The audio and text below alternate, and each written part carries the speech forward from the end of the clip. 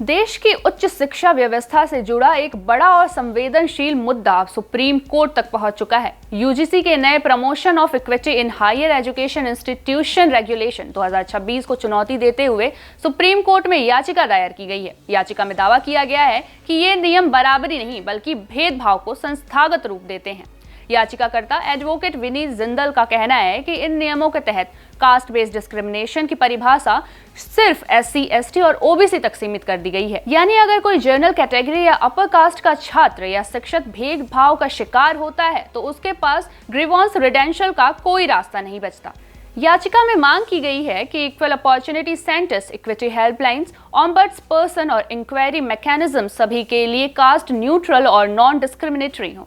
याचिकाकर्ता का तर्क है कि ये नियम संविधान के आर्टिकल नंबर 14 यानी कि समानता, आर्टिकल 15(1) यानी कि भेदभाव निषेध, आर्टिकल 21 जीवन और गरिमा का आधार का उल्लंघन करता है।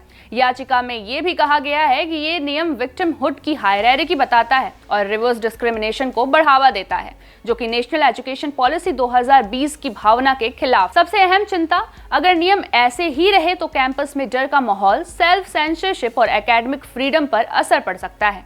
अब नजर सुप्रीम कोर्ट पर है, क्या ये नियम बदले जाएंगे या रद्द होंगे। ये फैसला देश की उच्च शिक्षा और समानता की परिभाषा को नई दिशा दे सकता है। आप यूजीसी के इस फैसले को कैसे देखते हैं, हमें जरूर बताएं और ऐसे ही अपडेट्स के लिए देखते रहिए भारत एक्सप्रेस।